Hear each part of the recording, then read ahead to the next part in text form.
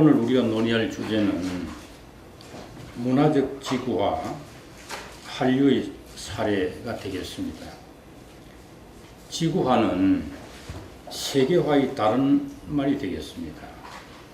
지구화와 관련하여 경제나 정치 분야에서는 많은 논의가 진행되어 왔습니다만 문화 분야에서는 상대적으로 논의가 충분히 전개되지 못한 측면이 있습니다.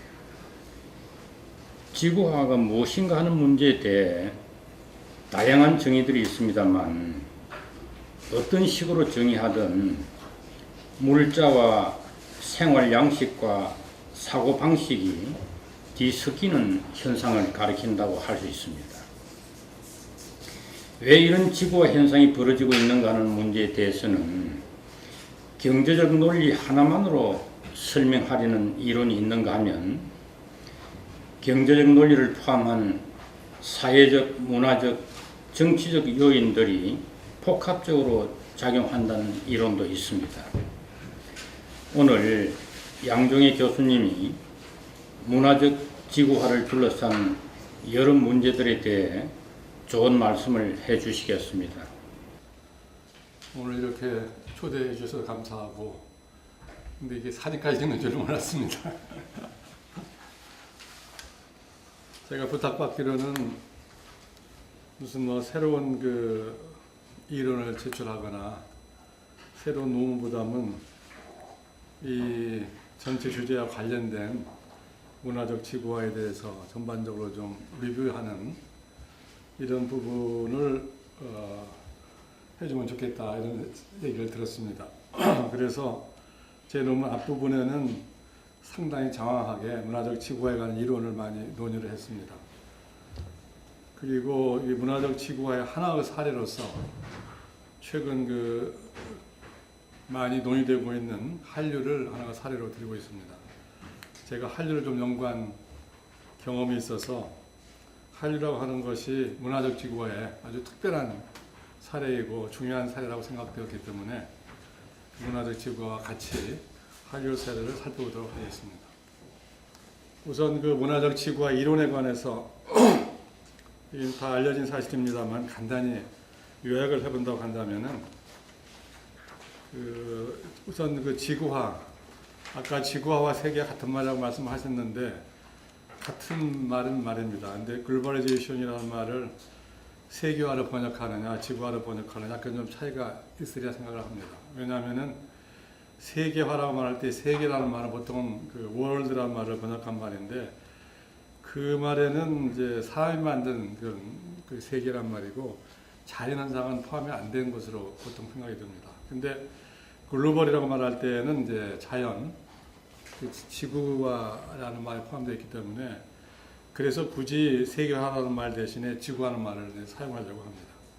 오늘날 지구화라고 할 때에는 단지 사람이 만든 어떤 문화라든가 여러 가지 인간 사회뿐만이 아니라 요즘 환경 문제에서 많이 지적되고 있는 것과 마찬가지로 이제는 사회적인 것과 물리적인 것이 이게 구분될 수 없는 그런 사회가 되었기 때문에 그래서 글로벌리제이션이라는 말을 굳이 지구화라는 말로 사용하고 있습니다. 지구화라는 말이 무슨 말인가? 이런 정의에 대해서는 제가 다시 여기서 언급하지 않겠습니다.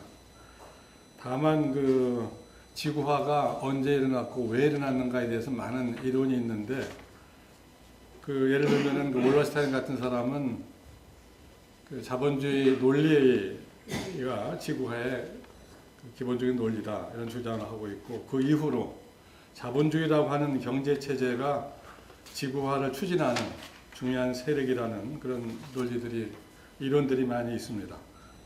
최근에 일어난 지구화, 최근의 지구화는 과거 지구화는 다르다. 월러스타인은 보통 1460년부터 지구화가 시작되었다 이런 얘기를 하는데 지구화라기보다는 월러스타인은 자본주의 세계 체계가 성립된 것이 1460년대다 이렇게 얘기를 하고 있는데 최근에 지구화라고 하는 그때 지구화는 물론 많이 다르죠. 오늘날 지구화는 특히 현대 지구화는 보통은 1970년대 시작되었다 이렇게 말하는 사람도 있고 또 신자유주의 경제 자본주의가 확대되면서 세계화가 본격적으로 진행되었다 이렇게 말하는 사람들도 있습니다.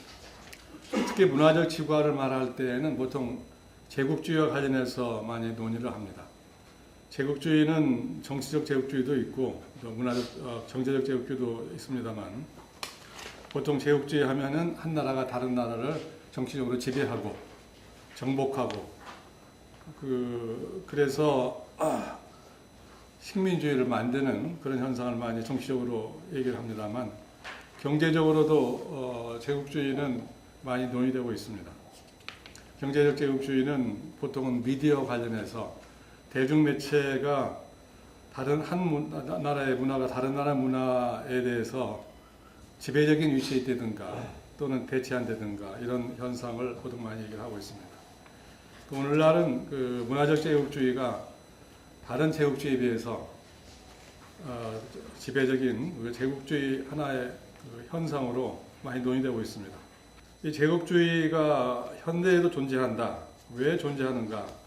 여기에 대해서 여러분 그 핸드아웃 3페이지에 톰린슨의 예를 들고 있는데 거기 보면은 첫째는 그 서구라든가 미국의 문화가 지금 전 세계를 지배하고 있지 않느냐. 특히 뭐 영화라든가 할리우드 영화라든가 TV라든가 음악이라든가 음식, 의복 같은 것들.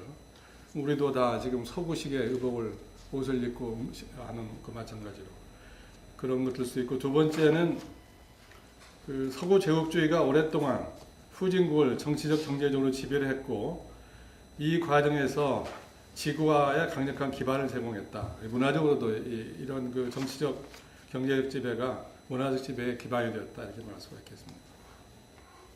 그리고 세 번째로는 현대 사회에서 자본주의 역동성이 지구화의 핵심에 있다. 이러한 현상으로 볼 때 문화적 제국주의가 현대의 중요한 경험적 사실이다. 이렇게 탐린슨 같은 사람이 주장을 하고 있습니다.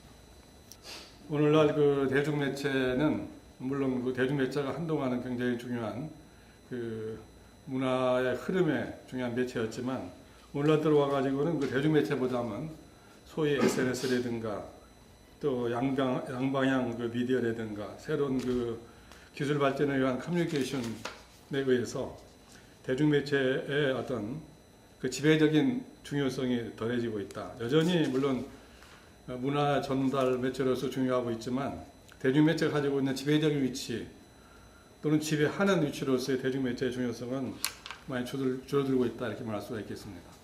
그래서 새로운 이론들이 많이 나오고 있는데 그 중에 하나가 올랑 로버슨의 글로컬리제이션이라는 개념이 아주 중요한 개념 중에 하나입니다. 이거는 이 사람은 지구화라고 하는 것은 지방화라 하는 개념이 없이는 이거는 존재할 수가 없는 것이다. 다른 말로 표현하면은 지방이 없어지는 그 지구라고 하는 게 존재할 수 없다. 이런 얘기입니다. 어떤 면에서는 그 지구화가 지방이라고 하는 그 어떤 그 개념과 지방이라고 하는 것을 창조하는 도구가 되고 있다. 이렇게까지 얘기를 합니다. 그리고 지구적 문화로 하는 것은 이것이 정태적 현상이 아니고 상호우존적이고 변이법적인 과정으로서 항상 그 지구화는 지방화와 밀접히 관련을 맺고 있다고 하는 그런 주장의 로버슨 주장이라고 할 수가 있습니다. 인류학자인 아파두라이는 좀 더 나아가서 지금 지구화의 중심 문제는 동질화와 이질화 간의 긴장이다 이런 주장을 하고 있습니다. 다른 말로 표현하면은 문화가 그 국경을 건너서 흐르고 있는데 이런 문화의 흐름이 어떤 독자적인 논리라든가 단일한 논리에서 움직인다기보다는 그 다양한 종류의 그 문화적 품목에 따라서 다른 논리가 작용한다 이런 주장을 하고 있습니다. 이런 그 흐름 자체가 사람들이 흐름을 직접 그 흐름에 대한 어느 경험적 차원이라기보다는 그것을 하나의 상상으로서 어떻게 보면은 상상의 세계라고 하는 차원에서 지구라고 하는 상상의 세계가 있다.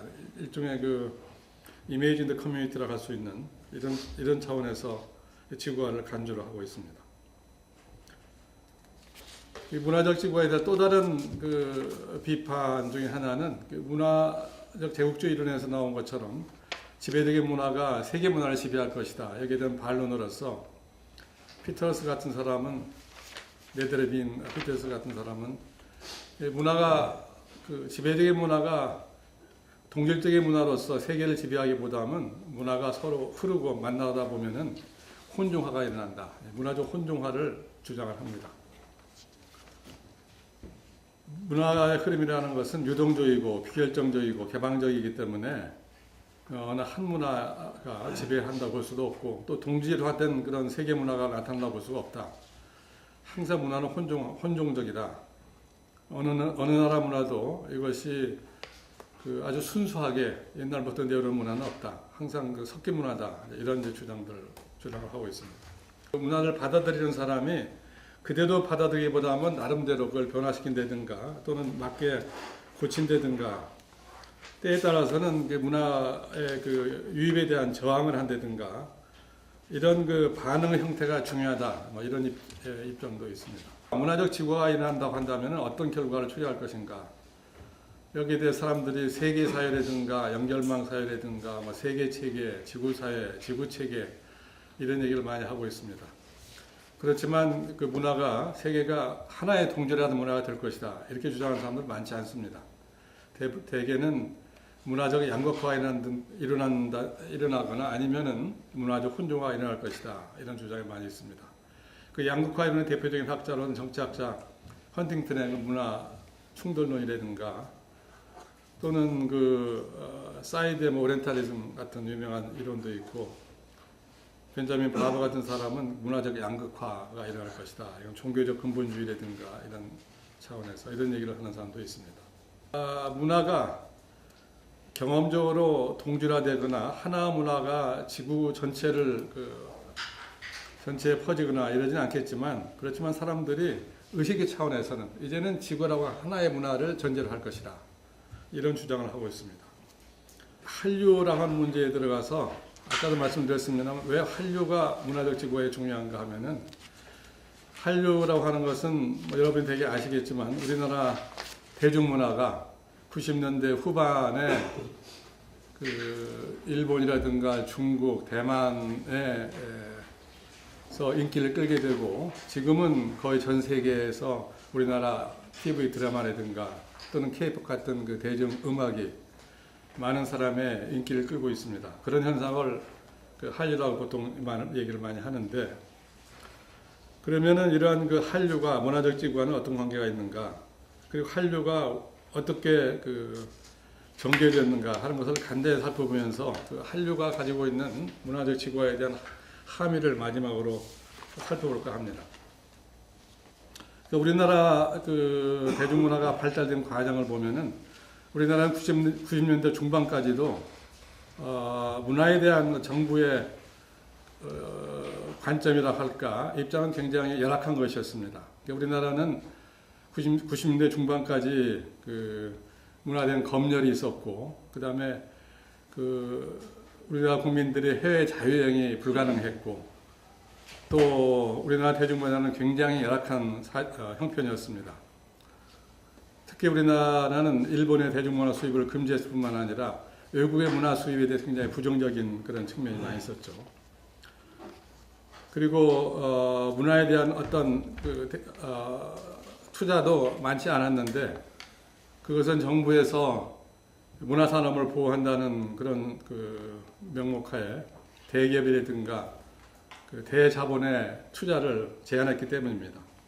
이것이 90년대 중반 이후에 바뀌었는데 그건 우리가 알다시피 1992년에 우리나라 최초의 민간 대통령 김영삼 대통령이 대통령이 되면서 세계화라고 하는 정책을 주장을 했습니다. 그리고 경제 부문이라든가 사회 부문 이런 부분의 자유화 정책을 전개했습니다. 그것이 빌미가 된 측면도 있지만 그 말기에 1997년에 우리나라 경제 위기가 왔습니다. 경제 위기가 와서 재정 위기가 왔는데 이걸 해소하기 위해서 IMF로부터 돈을 빌렸는데 IMF는 항상 돈을 빌려줄 때 거기에 어떤 조건을 답니다. 그 조건 중에 하나가 신자유주의적 개혁을 하라 이런 조건을 답니다. 그래서 할 수 없이 우리나라는 돈을 빌리는 조건으로서 구조적인 개혁을 합니다. 시장을 개방하고 그 다음에 노동의 어떤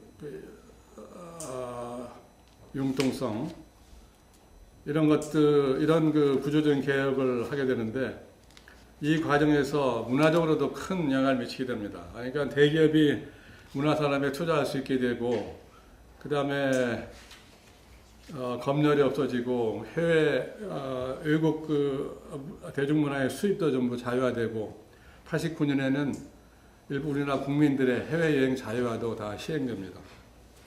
이것이 우리나라 대중문화 발달에 아주 획기적인 역할을 했다고 저는 생각을 합니다. 일본어 대중문화가 한동안은 동아시아뿐만 아니라 동남아시아의 문화의 지배적인 외래 문화였습니다. 그런데 일본의 대중문화는 90년대 중반까지는 외국에 수출하거나 투자할 그럴 생각을 가지고 있지 않았습니다. 왜냐하면 일본은 일본 내부의 문화 시장이 굉장히 컸기 때문에 시장이 충분히 컸습니다. 그래서 외부로 눈을 돌릴 필요가 없었죠. 90년대 중반에 들어와서 일본 문화 산업이 해외에 진출하고자 했는데 이때는 흥미롭게도 일본의 대중문화가 다른 나라에 별로 인기가 떨어졌습니다. 그리고 일본에 대해서는 우리나라는 일본의 대중문화를 수입 금지를 했는데 그래서 90년대 후반부터 점차적으로 대중문화 우리나라 개방을 하고 있는데 2004년에 아마 완전히 개방되었습니다. 1988년 서울올림픽, 그 다음에 2002년 우리나라와 일본 공동 주최한 월드컵 대회를 계기로 해서 일본 사람은 한국에 대한 이미지가 상당히 많이 바뀌었습니다. 그래서 우리나라에 대한 대중문화 수입도 이때부터 많이 들어가게 되는데 그 중에 우리가 알다시피 겨울연가라고 하는 TV 드라마 시리즈가 일본에 히트를 치고 그 이후로 일본에서는 한국의 TV 드라마라든가 음악이라든가 이런 것들 대중문화를 많이 수입을 하게 됩니다. 중국의 경우에는 중국도 1980년대 등사오평이 시장 경제를 도입을 하게 되고 마찬가지로 미디어 경우에도 TV 방송국이 많이 생기게 됩니다. 중국에. 지방에 많은 TV 방송국이 생기게 되는데 TV 방송이 많이 생기다 보니까 TV 방송할 수 있는 여러 가지 프로그램을 만들려면 돈이 많이 들기 때문에 대부분의 경우에 외국 프로그램, 값싼 외국 프로그램을 수입해서 중국 TV에서 방송을 했습니다. 그런데 중국의 경우에는 외국 프로그램을 수입하는데 정부에서 규제를 하고 또 검열을 많이 했기 때문에 주로 초기에는 같은 중화권, 홍콩이라든가 싱가포르라든가 대만 이런 데에서 수입을 많이 해왔습니다. 근데 우리나라 TV 연속극이 중국에 들어가게 된 과정을 보면은 중국 학자 렁이라는 학자가 연구하는 걸 보면은 중국에서 가장 인기를 끈 것 중 하나가 대장금이라고 하는 TV 시리즈를 할 수가 있는데 그 이후로 우리나라 연속극이 많이 들어가게 되는데 이 대장금을 중국의 지방 TV 방송국이 수입을 했습니다. 후난 TV라고 하는 TV가 수입을 했는데 이때 수입 과정을 보면은 대장금이 그 이전에 대만이라든가 이런 곳에서 인기가 있었기 때문에 후난 TV에서 수입을 하기로 결정을 했는데 직접 우리나라에서 수입할 수가 없습니다. 왜냐하면 지방 TV는 직접 외국으로부터 수입을 못하게 되어 있습니다. 중국에서는. 그래서 대만은 이제 같은 중화권이기 때문에 수입이 가능했고 대만은 수입을 했는데 수입 과정에서도 우선 수입해서 이걸 상영할 때 더빙을 했고, 그러니까 중국말로 했고, 그리고 사전에 많은 광고를 했습니다. 또 이 후난 TV가 대장금을 수입하게 된 계기 중에 하나는 이 대장금이 인기도 있었을 뿐만이 아니라 이 내용이 정치적인 내용이 아니고, 그 다음에 문화적으로도 서구 문화가 아니기 때문에 중국 정부라든가 중국 시청자에게 큰 어떤 거부감이 없을 것이다. 이런 판단하에 수입을 했고, 수입한 다음에도 가능하면은 이 대장금이 중국화하는 어떻게 보면은 이런 변화를 많이 주었습니다. 그 이후로 중국의 많은 TV들이 우리나라 TV 프로그램을 수입을 하게 되었습니다. 지상파 TV는 3개의 국이 있고 케이블 TV가 한 120개가 있습니다. 대부분 케이블 TV를 많이 보게 되는데 케이블 TV가 많다 보니까 프로그램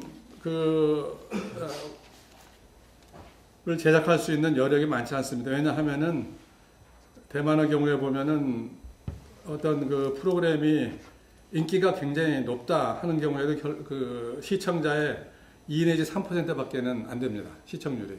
그러니까 엄청나게 낮은 거죠. 우리나라 경우에는 보통 23 내지 30%가 되는데, 그렇기 때문에 광고 수입이 적고, 따라서 자체 제작을 할 수 없고 외국으로부터 프로그램을 수입해 와야 되는데, 대만은 처음에는 우리나라 그 프로그램을 수입하기를 꺼려했습니다. 여러 가지 이유가 있는데, 하나는 당시에 90년대만 하더라도 대만이 우리나라보다 경제 수준이 높았고, 따라서 우리나라 프로그램은 좀 그 질적으로 떨어져 있다, 이런 생각을 가지고 있었고, 또 하나는 우리나라가 1992년에 중국과 수교를 하면서 대만과 단교를 했습니다. 따라서 우리나라와 대만과는 굉장히 가까운 관계였는데, 그 이후로는 관계가 아주 나빠졌습니다. 정치적으로나 사회적으로. 그래서 우리나라 프로그램 수입을 하지 않게 되었죠. 그러다 90년대 후반에 그 지방 케이블 TV, GTV라 하는 케이블 TV가 우리나라 드라마를 수입을 하기 시작합니다. 왜냐하면은 우리나라 드라마가 질적으로 상당히 높아져 있었고, 또 값이 싸기 때문에 시험적으로 수입을 했는데, 그것이 굉장히 인기를 끌었습니다. 2000년에 불꽃이라고 하는, 파이어웍이라고 하는 그 한국 드라마를 수입을 해서 방영을 했는데, 그것이 커다란 성공을 거뒀습니다. 그러니까 1차적으로는 우리나라 TV 드라마가 동아시아에 수출이 되고, 그 후에 동남아시아로 수출이 됩니다.